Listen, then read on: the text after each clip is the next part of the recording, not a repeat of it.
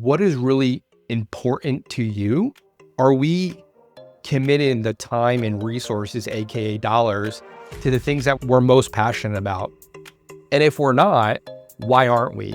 Right? Because we know that these things are finite, right? And you hear stories all the time where, hey, we thought that tomorrow was promised and it's not. Our time here is so fleeting that it's really important to kind of get off of that autopilot and make sure that we're putting things like the right things, first.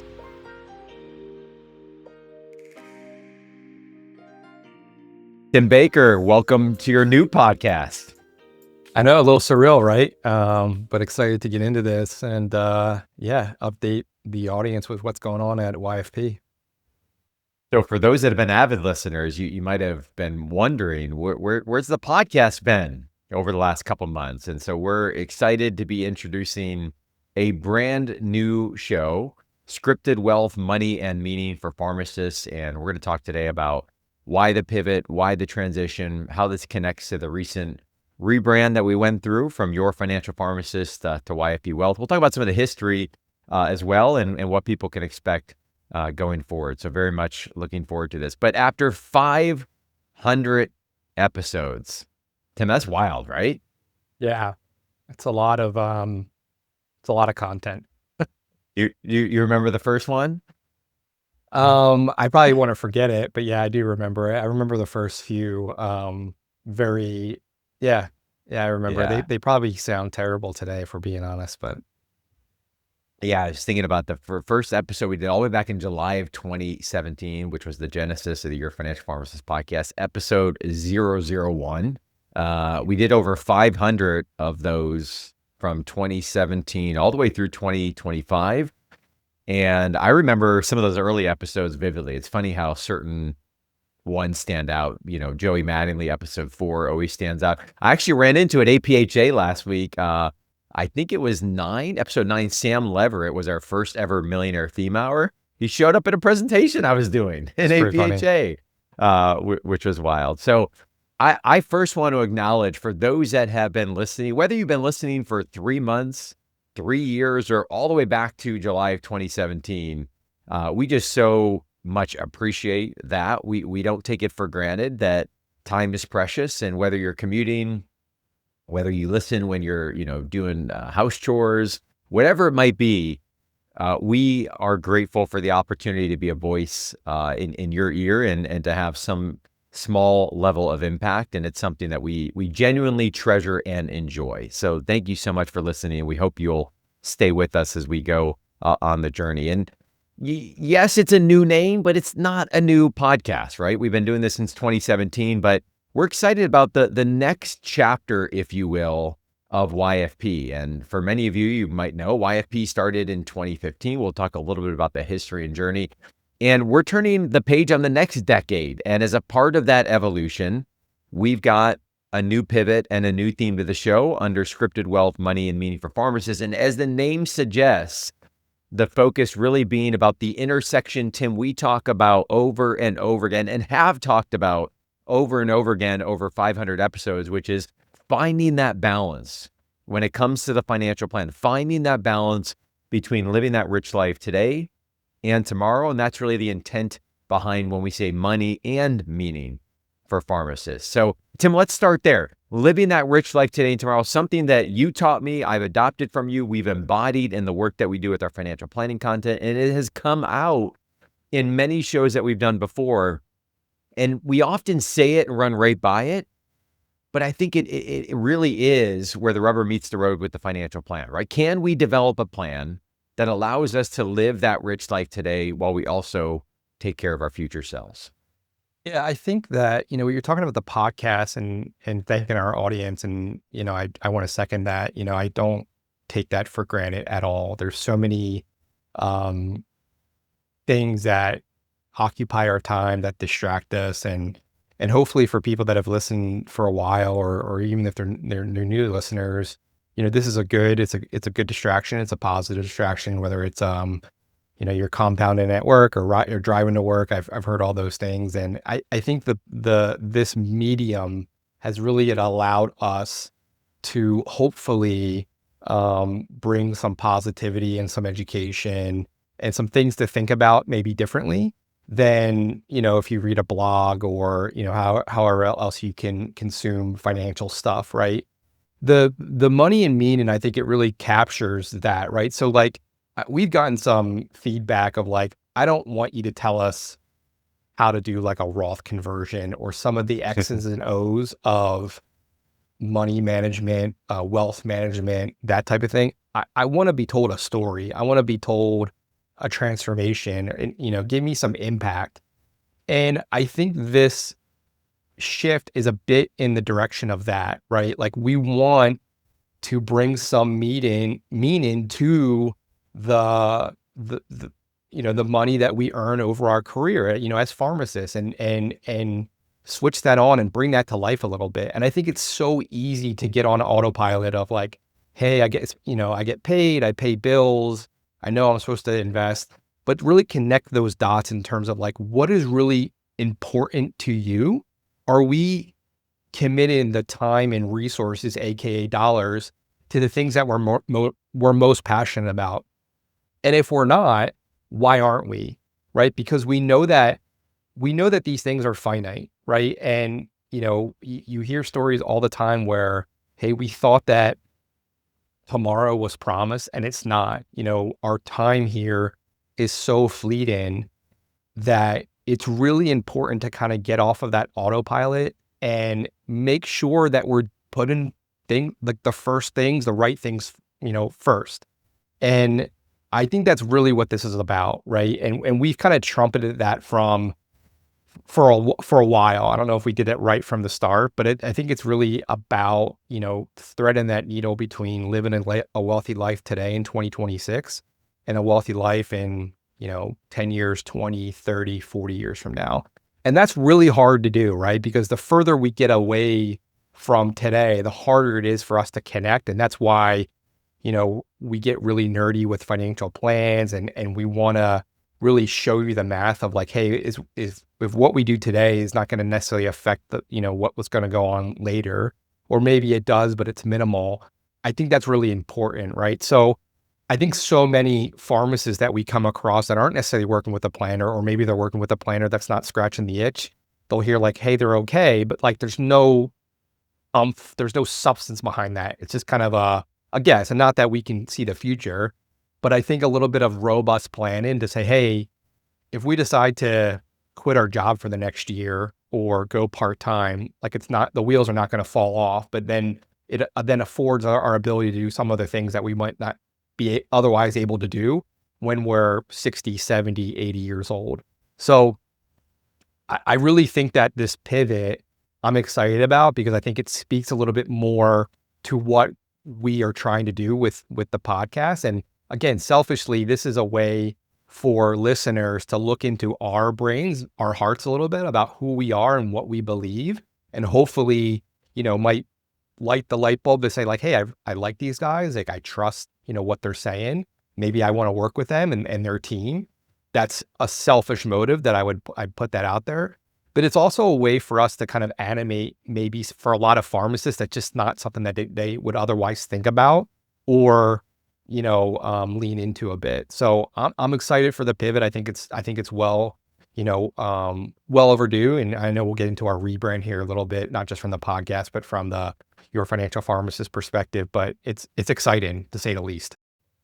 Yeah, and what you just shared there, Tim, is a little bit of where I was going with my note of gratitude, right? I was thinking about coming off a meeting recently of APHA in LA. I've often joked that, after doing the podcast for so many years and so many episodes and, people really allowing us and kind of inviting us into their financial plan, maybe indirectly, often they'll come up to me, they'll come up to you, and it feels a little bit like financial confession, and I take that. I think that's a huge responsibility that is something I'm incredibly grateful for, that someone is comfortable to be able to invite us into their financial plan. Maybe that means working with us on one-on-one. Maybe that means just opening up on a conversation about, a fear or a vulnerability or something they're working towards or excitement they have on a goal, like that's awesome.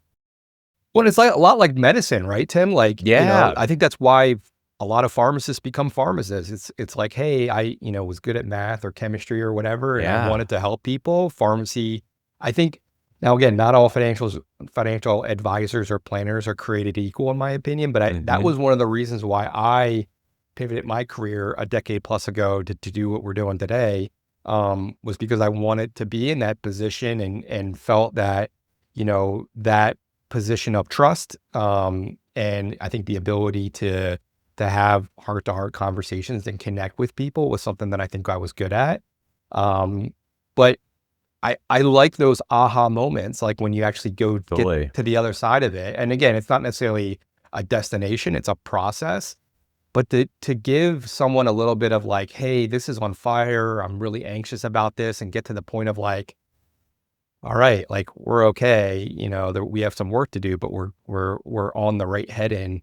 That to me is very valuable. And I think a lot of pharmacists can relate to that, when they think about their own professional journeys and the work that they do, inside the profession of pharmacy.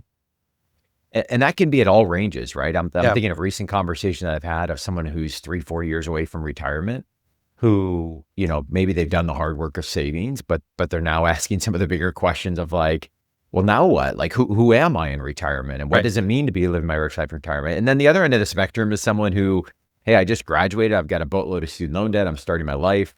It's expensive. It's crazy. There's all these things going on. And then, we're kind of in that middle, right, space. And so we hear a lot of those mid-career types of considerations. And again, every one of us, I've often said that there is no arrive with the financial plan, you and I included, right? This is a constant journey. It's one that's going to have highs. It's going to have lows. We're going to make mistakes along the way. And if we can do that in a community with other people and feel, what is a topic that maybe isn't often one that is normalized or normalized in a space where we can express kind of our emotions and our fears and our excitements around the financial plan and go beyond the X's and O's, right? You said that so well. I think about really like our first episodes being a lot of the X's and O's. Yeah, we did a lot of stories in there as well, but being a lot of the X's and O's where we help pharmacists, with some of the playbook of how to build wealth, and really the next 500 being focused on how people are going to use wealth intentionally. And we're going to talk about some X's and O's and strategies and all those things. But as you said, we often hear from people that, hey, it's the story, or, it's talking about, more the qualitative side of the financial plan. And I don't need another article on Roth conversions. Yes, it's important. Yes, we'll kind of figure that out. But like, why are we doing Roth conversions? And what's the point? And what's the purpose? And how does that come into play, right, with some of the bigger questions? And so as we think about the name of the show, Tim, Scripted Wealth, Money and Meaning for Pharmacists. And since you mentioned just a moment ago, getting into this space a little over a decade ago, I want to start there with a little bit of a throwback to Script Financial, right? Because the first word in our name is scripted. And yes, that's a nod to pharmacy, but it also is a nod to our history. For those that may not be familiar, but scripted implies that you are the author of your financial life. That's the concept right here that we're going with. And that, I think especially at a time where it's so easy to be influenced in many different directions about you should be doing this with your financial plan, or you should be doing that, or this is the only right way, and that's wrong.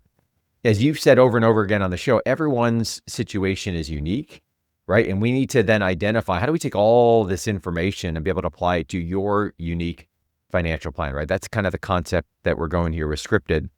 But scripted, as I mentioned, also has historical significance for us. Yeah. Script Financial, right? So tell us a little bit more, for those that aren't familiar, about how Script Financial came to be and what really led you into this space to begin with that eventually would become your financial pharmacist and now what we're doing with YFP Wealth.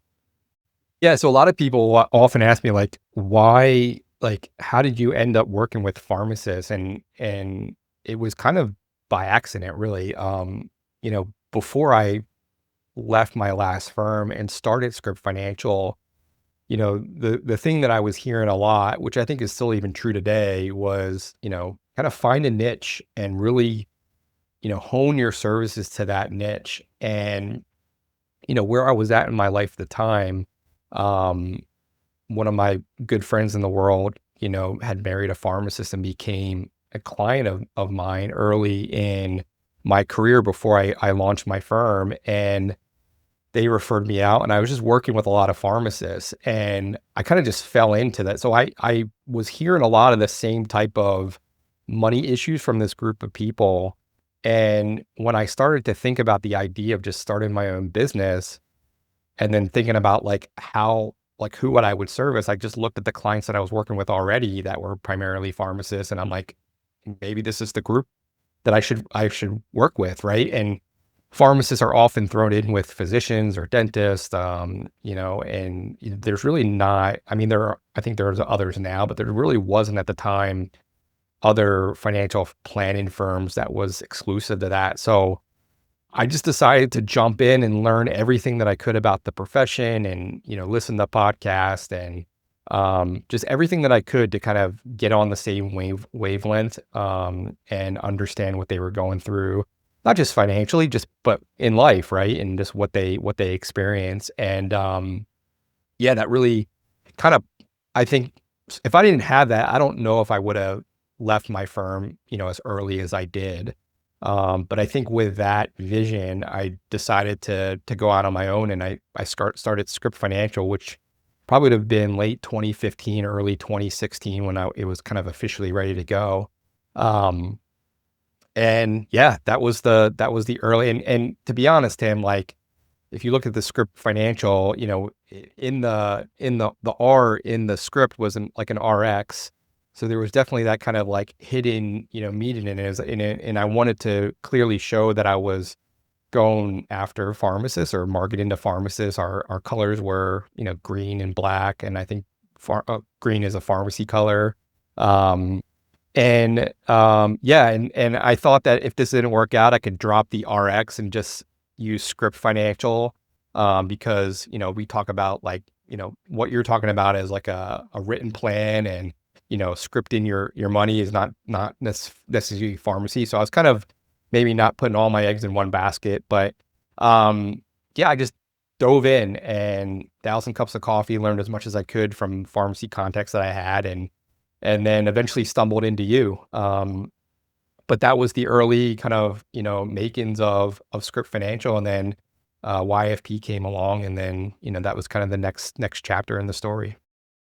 It's interesting as I think about that, Tim, here 10 years later, the reality of pharmacists, because we'll still occasionally get the question of like, well, what is the value of you working pharmacist specifically? And yes, I'm a pharmacist, but like, why is that important, right? Why is that relevant? And, one of the things that we consistently see and hear over and over again is that, I've shared this before, there is nothing new under the sun, relatively speaking, when it comes to financial planning, financial literacy, financial education, right? These topics have been talked about ad nauseum over many decades and many books, many podcasts, many resources. And so many of the things that we've talked about, people can learn in a non-pharmacy way and on their own in a lot of different capacities. But what I have heard from so many people is that by bringing it to a pharmacist from that perspective and having experience working with other pharmacists, understanding some of the commonalities, the challenges that they face, and how they're able to work through those, brings this topic to life in a way that it maybe wasn't before. And here we are 10 years later, still speaking, right, to the niche of pharmacists for many of the same reasons for how you started. And I think that still holds true today, that again, we can talk about Roth conversions, or we can talk about building a retirement paycheck. All these things have been talked about before, and there are lots of resources that are out there. But when we can share it in the context of the experience of working with pharmacists as clients and going through these and what other pharmacists are facing, and so it connects with them in a way that it helps the topic come to life, and then we can take action because it's now taken on meaning in a different way. Like, that's when it matters, right? That's when it matters. And I think that niche aspect, working with pharmacists, and, we're not shy about it. Like we know and understand pharmacists inside and out. We've been working with pharmacists for over a decade. The myriad of clients we've had at all different career stages, all different challenges, has allowed us to have those experiences that we feel comfortable and confident in meeting people where they are. Yes, in their unique way, but also being able to draw on that experience from working with other pharmacists. And there's some technical things, like if we're working with a hospital system that we have a lot of clients, like that helps us, from an insurance, evaluating insurance or 403Bs or retirement, like all those things kind of give us advantage that sometimes if you're working with a generalist, they kind of have to reinvent the wheel every time. There's some, but I would also say, Tim, that like some of our best clients are not pharmacists. Like we work with non-pharmacists as well. It's just that the content that we put out is focused on pharmacists and wealth, right? And that's really the focus of this podcast. But we're not going to turn people away, especially if they have the urge to work with us and because they're not a pharmacist. But I would say the overwhelming majority of our clients are pharmacists, and a lot of people, it could just because of the name, our name. But a lot of people, like when they come and talk with me, a lot of them think that I am a pharmacist because I can at least understand, every profession I think has like alphabet soup and different lingo. And I know what they're saying because I've talked with so many pharmacists and I've kind of immersed myself as much as I can. And I think there is a feeling of comfort there that, hey, this person speaks somewhat the same language. But does it hamstring us? Maybe there's a population of people like, oh, they just work with pharmacists, or, maybe it doesn't necessarily connect with a spouse of a pharmacist. I don't know. But, if there is a niche out there that, at least early in my career that I identify as like, hey, there's a little bit of blue ocean, meaning there's not a whole lot of competition. And I think it's an underserved, population of people that I do think needs comprehensive wealth management services. That was really the genesis of why I kind of, staked my career or my business early on, and it's worked out, right? I think the proof is in the pudding. We've been doing this for a decade. We've helped hundreds and hundreds of clients over the years, one-on-one. And, it's a good feeling. And I think, I'm really excited about, the next chapter and where we're going. When do you get your honorary doctorate degree in pharmacy, by the way? I feel like I should have it by now. I don't know. So we've talked about several of the pieces of the name. So again, scripted wealth, money, meaning for pharmacists. We talked about scripted. We talked about money, meaning wealth. I want to define further, right? That term's thrown around a lot. It can carry some baggage. I think interpretation and setting the tone here is really important for the direction we're taking, with the show. And when we talk about wealth with our clients, we're talking about quantitative wealth and qualitative wealth, right? So quantitative wealth would be, we're looking at our income, we're looking at our net worth, we're looking at our investment counts, right? Money in the bank and the trajectory that we have, quantitatively. But equally important, and what we're adopting here in this definition of wealth is the qualitative side. And, when we ask pharmacists and we really dig deeper through what we call our script your plan process of our financial planning service, when we ask some of the bigger questions around why do we care about money and what's the purpose of the money that we're saving? What are we trying to do? What do we accomplish?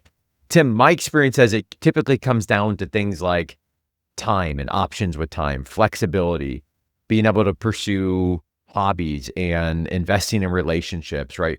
Purpose, travel. These are the types of things that we start to hear that go beyond the X's and O's and the quantitative side of the financial plan. Yeah, and you said equally, and equally is important. I might challenge that, Tim. I don't know if the quantitative, and this is coming from a CFP, a financial planner. I don't know if the quantitative is equally important. I would argue that the qualitative stuff is more important. Now, again, I think it's a matter of perspective, right? If you feel like you're way behind on the quantitative stuff in retirement, you might roll your eyes at that.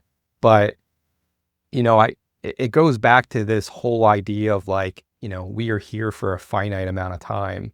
And we really want to make the most with the time and the resources that we have. And, I think often the script your plan and that process that we take clients through, those conversations are, I think, so much less about dollars and cents and so much more about purpose and meaning. And, like if I didn't have to necessarily work, like these are the things I would do, or if I was like, this is how I would augment my life or whatever.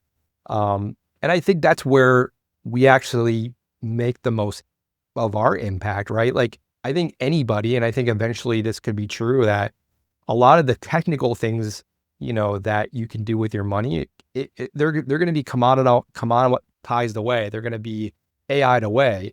But I think the melding of that with bringing purpose and meaning to your money will always require, or for a while will require, a human touch, to really, ask the question like, hey, is this what we still want to do?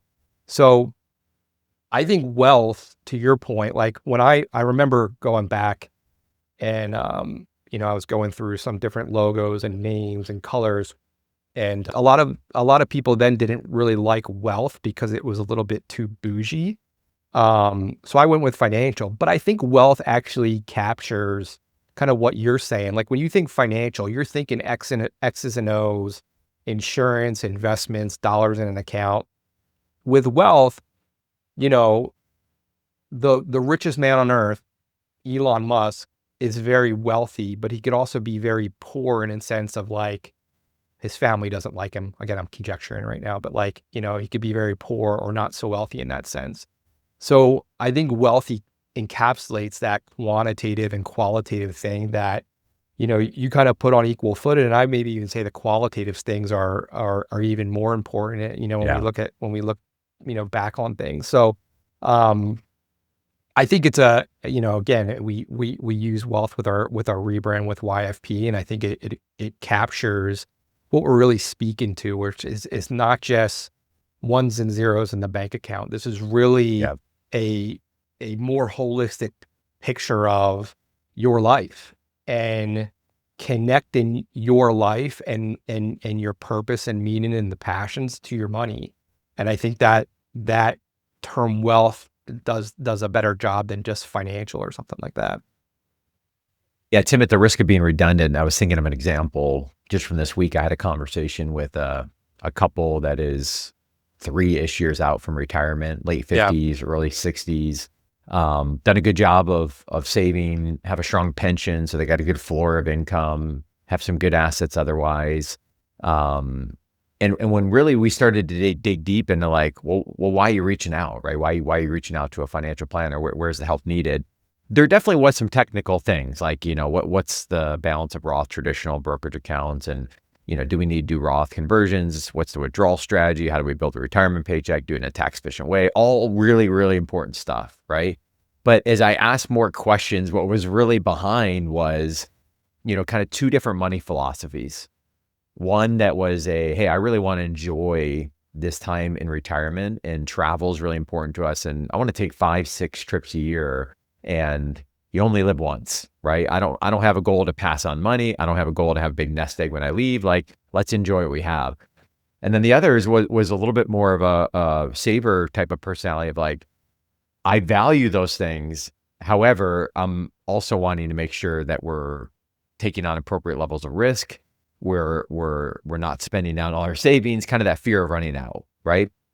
And I think when we talk about this balance of quantitative and qualitative, there's a lot of quantitative work that needs to be done, yes, in the financial plan, that is important work, but also overlaying that to support what I'm hearing is very much of that living the rich life in retirement. So can we develop a plan that answers all of those technical questions so that we can feel confident and comfortable and at peace with living that rich life in retirement without some of the questions and the anxieties and the emotions that are coming underneath that? And so that's just one example, but you can Google, how do I take these assets and when do I do Roth conversions and what about this or that? But to your point, the commoditization of that is very, very real. But that's really where you start to strike the balance of the 2 of those. And then how do you navigate that with 2 different people? So valuable, because when they look back in 30 years, they're not going to remember the Roth conversions, right? They're going to remember the trips, and that they could take those trips feeling comfortable, confident, and secure that they weren't going to be running out of money financially. Well, and I also think, something that can't be understated here, and you kind of talked about it, like navigating both of those kind of money personalities, is sometimes like, so if I'm spouse A and I'm the YOLO, take 6 trips, I'm not worried about, spend it, die with 0. And I'm saying, hey, we can do this. The source like the source of that information for spouse B, I think is important. Meaning like if that comes from like a third party that has the client's goals and balance sheet and best interest in mind, I think that's a little bit more palatable to take to say like, okay, this third party with the math is saying, not that the spouse A is not, won't be forthright, but I think like if I say something to Shay and I feel passionate about it, it might not go over the same way as like if Fred or Ann, my, financial advisor says it's the same thing. So I do think that plays a lot. And that's why I say like, hey, I'm a financial planner, but I need a financial planner because I need someone to objectively look, not just me, but me and Shay and our collective goals, our collective balance sheet, and say, hey, this is the best path forward, not it be tinted by, I'm more of the saver in our relationship and Shay's more of the spender, which I think that balance is actually a good thing. Right. So, yeah, I'm right there with you. I think that is really the value of working with a third party too. Let's shift gears, Tim, and talk about the connection between the podcast name changing and where we're going as a company, right? These two things obviously very, very connected. As you said, we're not being shy, as this is an opportunity for us to, recruit clients into the services that we offer, to get to know us a little bit more along the process as well. But part of the goal with the renaming of the podcast is to align it with the transition that we're making as a business. And in case people missed it, we renamed Your Financial Pharmacist to YFP Wealth. We spent the better part of a year kind of beating up many iterations of why are we doing this? What's the right name? The colors, the look. We got a new website, all the good stuff.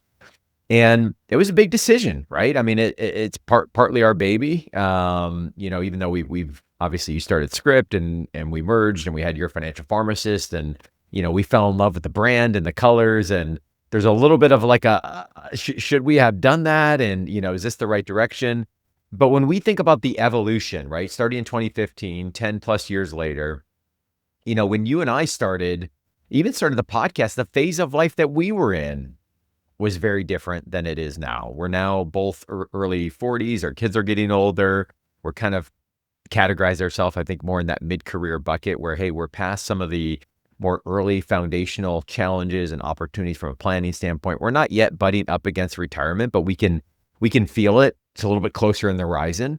And so our own financial plans have evolved, but so has the business. And so it just seemed like the time was right that we evolved, not only the podcast name as we're talking about, but the business evolved from Your Financial Pharmacist to YFP Wealth to better represent really the work that we do, the bread and butter of YFP, which is our one-on-one fee-only comprehensive financial planning with investment management service. And our mission to the education is unchanged. We're going to continue to do this podcast.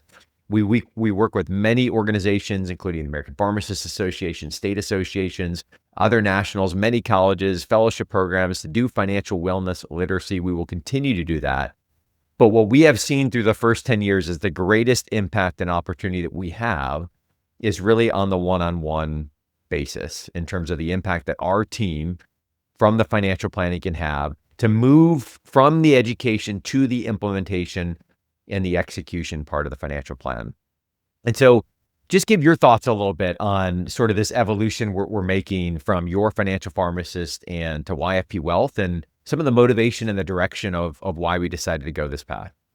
Yeah. So as you're talking through that and kind of reflecting on 10 years, I'm just like, I don't know if admiring is the right word, but I'm looking at the gray in my beard and how much more prominent that is now than it probably was 10 years ago. And,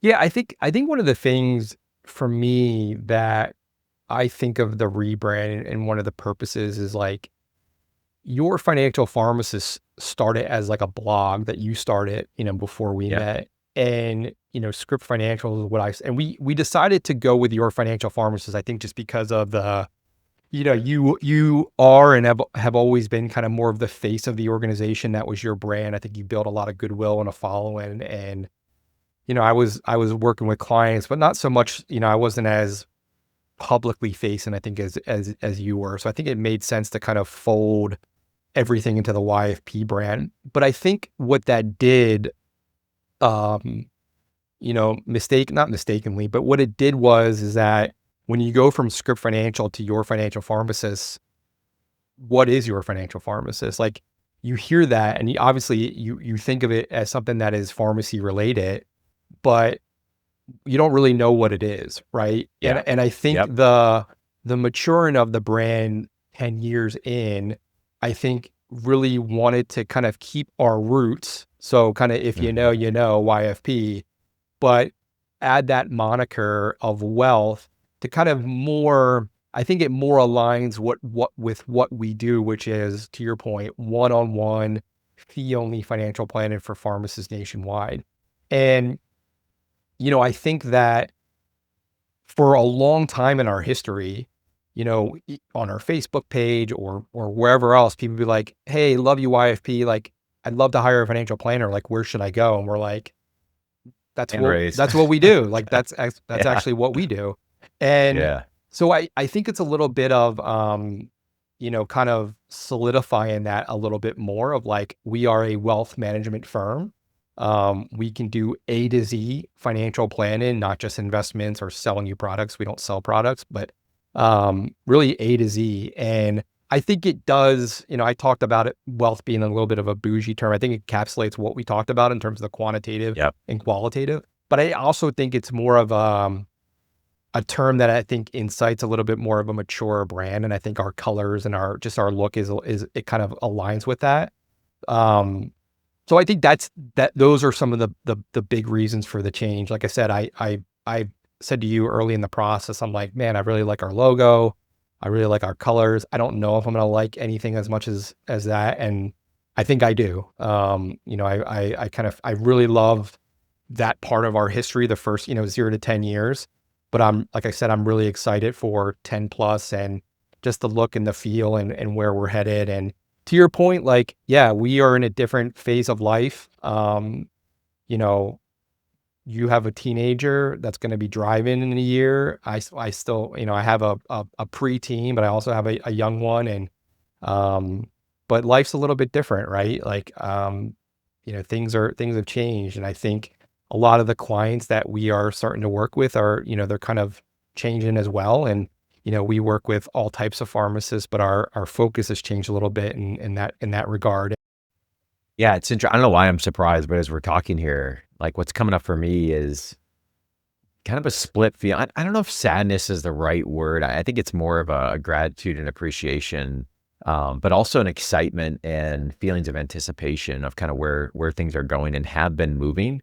What I was reflecting back on, Tim, is to your point about starting as a blog, that the first blog was chronicling Jess and I's journey paying off $200,000 of student loan debt. That was the first blog post. And I remember vividly sitting down to write that. And my only goal was, hey, if I can share a little bit about my journey and, some of what I learned and kind of the feelings I felt in that and how we were able to work through that, the highs and the lows, and got through it in a way that it resonates and relates with other people and maybe gets them excited about this topic or open and talking about that topic. That was the goal, right? That was the goal. And a lot of that, to be frank, are things I still enjoy doing now. If I can speak or write or, we could talk about something on the podcast that gets somebody going on their own financial plan. Sure, I'd love for them to work with us one-on-one, but if that's not the case, like I get excited that they're taking action, right? And they're motivated on that. And that led to some speaking opportunities. And then eventually we wrote the book and you and I started the podcast and it kind of took on a life of its own, but it wasn't reflective of where we are today, both where you and I are today, where our team is today, where our client base is today, and where we're going in the future. And, again, when I think about those first 500 episodes, because of a lot of what I was working through early in my journey, right? We talked ad nauseum about student loan repayment and debt repayment. And I think, Tim, frankly, one of the things I'm really proud of is I think we've really grown the vocabulary of pharmacists around student loan. I mean, we have people now that will ask us questions that are fairly nuanced questions on student loan repayment. And I'm not going to take all the credit for that. We're not going to take all the credit for that. But I do think there's been a large role that we have played. I think we've moved the needle for sure. Which is exciting, right? Yeah. I mean, it's amazing. And so we talked about student loan repayment and not. We talked about budgeting and home buying and getting started with insurance and starting a family and all these things. And as we've evolved and our client base has evolved with us, right? The topics have become, I don't want to say more complex or nuanced, but they're different, right? They're different. It's about the financial and emotional readiness for retirement, not just the early years of accumulation. It's not about, grinding through student loan debt repayment, but it's about saving for my kids' college, or making some of those bigger life decisions, or, spouse and two people kind of working through some challenges in the next phase of life that something brings, and shifting from that mid-career to that pre-retiree to the retiree. And some of the big discussions, even think about webinars you've led recently around optimization of Social Security and, thinking about retirement income. And we've done all this work to accumulate, and we're now making sure that we're taking advantage of that on the back end. And so as we've evolved, we're not abandoning, right, the work that we did or the group that was there, but we are evolving the education as we move forward. And I think it's an important step. And the reason why I say kind of that split feeling of anticipation, excitement, and sadness is I'm excited about the anticipation of the evolution of the content and the impact we're going to have in some of those mid-career to later conversations. And the opportunities that are there is just incredible. It's kind of another blue ocean within pharmacy, right, if you will. But also, like, we've had this just awesome opportunity and impact for early career pharmacists where often the industry leaves them out to dry, right? The industry isn't built to serve a early career practitioner where typically there's a ton of need, right? You're stepping into this income finally. You're trying to navigate debt. You're buying a home. You're starting a family. You're getting started with investing. All these things are coming at you. You need help, and the industry typically isn't there. And we feel like the education that we've done has served an important role for that group, will continue to serve an important role for that group while we also evolve, on this journey for pharmacists that are a little bit further along in your career. Yeah, and I think what we're seeing a lot too, with kind of that mid-career type of pharmacist is probably I would say there's less like the house is on fire and more, am I doing everything that I need to do to optimize my situation? And that is a kind of a different starting point, right? And, that's not to say like one is better than the other, but often if you get 10, 15 years into your career, things are a little bit less, you're getting pulled a little bit less, at least financially. Like you start to kind of wade into those waters of like, okay, I'm saving for my retirement, but then I also have kids' education or their activities, or, if you own a home, now you're trying to maybe do updates and things like that. So there are, but it's a different set of chaos, like problem set. And, I think the conversations that we often are having is like, for some people, things are on fire. Like, hey, we've neglected this for the first 10 years and now we're trying to figure it out. Yes. But sometimes it's more like, how can we better optimize? So it's kind of the work smarter, not harder, whether it's how we're invested or tax more, more robust tax planning, and some of the more boring technical things.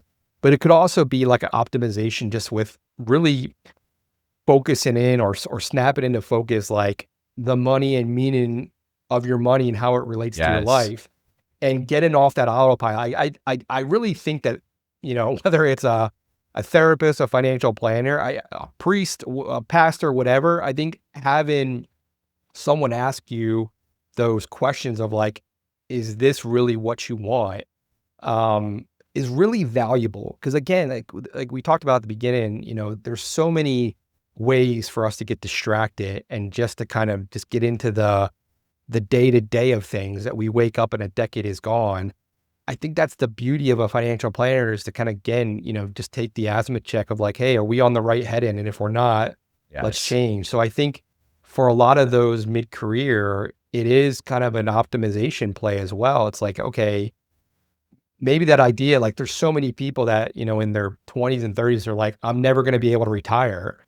And then they work 10 or 15 years. And if they've built a good solid foundation, which hopefully they have either by working with us or, listening to what we've been espousing for the last 10 years, it's like, well, maybe 55 or 60 or 65 is more realistic than, hey, I'm never going to retire, Yeah. which is something that, I've heard verbatim for the last 10 years.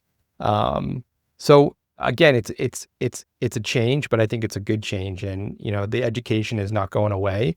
But, just our direction a bit is going to change in terms of not just the podcast, but also the clients that we're working with.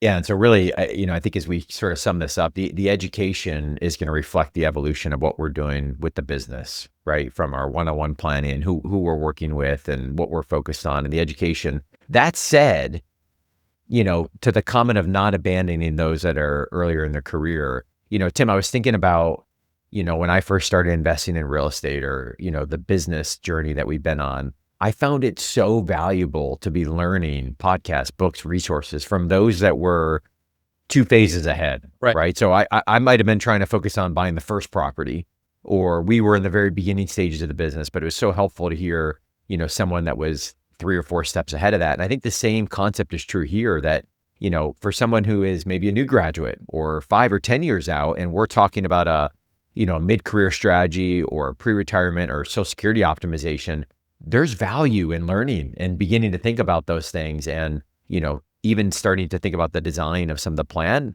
whether those decisions are near term or even further off, into the future as well. I love what you're saying too about I think you've been calling them autopilot, sort of moments. I've been thinking about them as ruts. Like, we get in these ruts financially, true in many, many parts of life, but we get in these ruts. And our hope with this podcast, and why we want to move beyond just the X's and O's, is to help inspire people out of the ruts, if you will, right? So, you said it perfectly. Whether we're talking about designing a retirement paycheck, whether we're talking about tax strategy conversations, Social Security optimization, whatever it might be, it's taking those concepts and bringing both the quantitative and the qualitative aspects to those, right? So if we're talking about timing of Social Security withdrawals, very important technical decision to be made.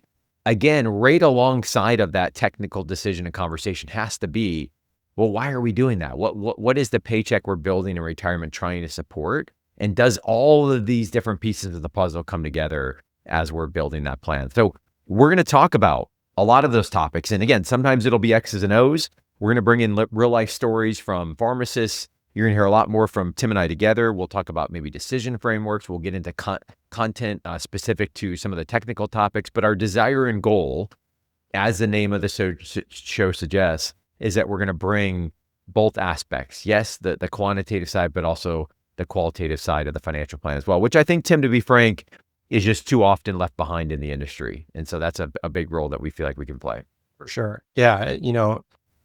I don't want to say it's malpractice, but it's malpractice. Like, I come across so many pharmacists that I'm like, hey, I was sold this policy, or I was invested this way. And there was really never a deep dive on what does the balance sheet look like, or what are your goals? And, it's like trying to treat a patient without actually talking to them or looking at a chart. So to me, those two foundational, that's kind of the first 2 stops in our roadmap, is like, get organized, which is kind of looking at the assets and the liabilities, the net worth, and then kind of doing a deep dive in the scripter plan, which is like, okay, what are the things that matter to you most? And, asking a series of questions. I think we need to do that before we do anything that's remotely related to planning. Yes. And yeah, I think it's often forgotten, but very foundational to the whole process. So, Tim, I think this might be the official goodbye to the Your Financial Pharmacist podcast. We published our last episode just a couple weeks ago. And again, those episodes are going to be available anywhere you would have found the Your Financial Pharmacist podcast. You're going to still be able to find those old episodes. But from here on out, every podcast episode coming out is going to be scripted wealth, money, and meaning for pharmacists. And we're really excited for this journey, and hope that you'll join us for future episodes, and also help us spread the word as you can share this with colleagues, friends, family, and again, non-pharmacists. Yeah, absolutely, non-pharmacists as well. So, Tim, that's the official goodbye, I think, to the Your Financial Pharmacist podcast. There it is. Yeah, turning the page, feeling good. Turning the page. Awesome, great stuff, Tim, and we'll be back at it here in a couple weeks. Thank you so much for listening to this episode of Scripted Wealth, Money and Meaning for Pharmacists. If you enjoyed the conversation, be sure to subscribe, leave us a rating and review, and share the show with a friend or colleague. It really helps more pharmacists discover the show and join us on the journey toward living a rich life today and tomorrow. And if today's episode got you thinking about your own financial plan, retirement goals, or what a rich life means for you, we'd love to help. You can learn more about our fee-only comprehensive financial planning services by visiting yfpwealth.com.